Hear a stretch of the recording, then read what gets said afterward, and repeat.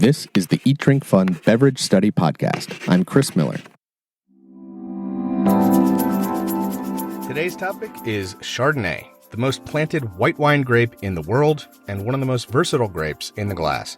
Chardonnay has been described as a chameleon because it expresses itself differently depending on the climate, the terrain, and the skill of the winemaker during vinification. In the 1980s and 90s, the world became Chardonized as its popularity soared, particularly in the U.S. market, where heavy oak treatment and higher alcohol levels met the demand for a sweeter American palate. Today, a more traditional approach that favors acidity, leanness, and fresh fruit are back in favor. In any event, Chardonnay remains the stalwart base for many of the world's best sparkling and still wines. As to appearance, the wine should be clear with pale to medium intensity. The color should be pale lemon to light golden. Aromas on the nose, aroma intensity should be medium, and the aroma characteristics are numerous. But the tell, generally for Chardonnay, is diacetyl, which is the chemical compound associated with butter. In Chablis, you'll get fresh citrus and high acidity. In the Côte d'Or, you'll get rich, creamy, well-integrated and balanced wines. In the New World, expect warm tree and stone fruits like peaches and apricots. In California, you will have more pronounced butter, diacetyl, and cream aromas from malolactic fermentation. The primary aromas, from the citrus perspective, it's all about lemon. For tree fruit, expect green apple, yellow apple, green pear, and pineapple. Fruit character is tart to ripe. Floral, you'll find white flowers, apple blossoms, hawthorn, and acacia. Secondary aromas. Again, butter is the primary, and this comes from malolactic fermentation. That's the conversion of malic acid to lactic acid. You'll find cream, yeast, or dough that's accentuated by stirring the spent yeast cells called lees, and the process is called batonnage. You'll also find vanilla or toast from the use of oak in fermentation and initial aging. Tertiary aromas, you'll find hazelnuts, nutmeg, mushrooms, vanilla, dried fruits, and marmalade. Aroma development, Chardonnay can be aged, so you'll find it in a youthful, developing, or fully developed form. As to palate and structure, sweetness is bone dry to dry. Acidity is medium to high. Alcohol should be medium. Body is medium to medium plus. Flavor intensity is medium. Flavor characteristics usually reflect the nose. That includes the citrus, tree fruit, tropical fruits, orchard fruits, cream, and butter, depending on the style. Distinctions for blind tasting. If you find a wine with more earth and minerality, Chardonnay is probably from France. In Chablis, this is an unoaked style, so we're talking stainless steel tanks only, showcasing the fresh citrus, tart green apple, quince, starfruit, lime peel, white blossom, chalk, salt, and sea spray aromas. You'll get steely minerality and a touch of yogurt. It's got elevated acidity. In the Côte d'Or, these are the classically oaked style of Burgundian Chardonnay. Creaminess, richness, complexity with peach, mango, lemon, Asian pear, hay, cheese rind, with vanilla, butter, butterscotch, and brioche. They are balanced and complex. For more fruit-forward Chardonnay with higher alcohol, you're probably looking at the United States, Australia, and Chile. On the Sonoma coast, you'll find leaner minerality, refreshing acidity, and fresh apples, pears, and lemons due to a cooler climate. But in Napa Valley, you'll find creamier, more full-bodied Chardonnay with ripe stone fruits and tropical fruit aromas and flavors. It's got noticeably elevated toast and butter aromas. In the Yarra Valley, which is cool climate Australia, you'll get more green apple and citrus, again though, high minerality and acidity. And in the Margaret River, which is a warmer climate in Australia, you'll find ripe melon, tropical fruits, and stone fruits. Acidity is still high, but balanced with cream and toast notes from oak maturation. In Chile, specifically the Casablanca Valley, you'll find warm yellow fruits, grapefruit, tropical fruits like pineapple, white blossoms, but still significant freshness and elevated acidity due to the coolness of the climate. History. The parents of Chardonnay are Gouais Blanc and Pinot. The origin is Burgundy, France. Pseudonyms. You may find in Chablis Chardonnay referred to as Bonnoise. In the Jura, it's called Melon d'Arbois and Gamay Blanc.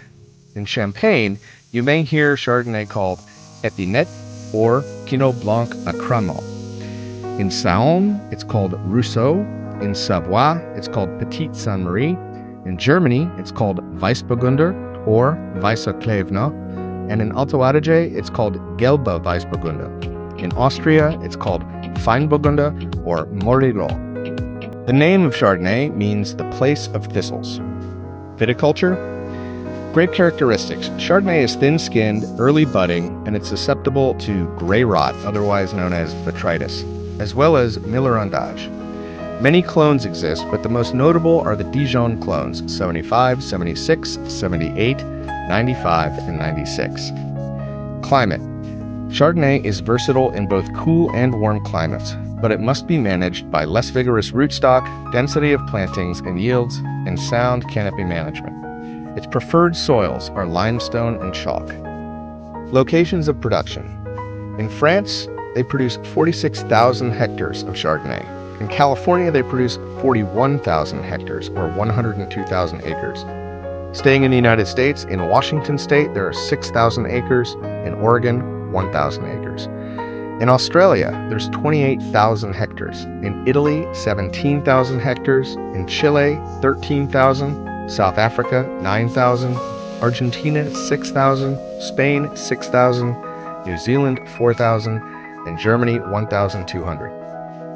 Winemaking.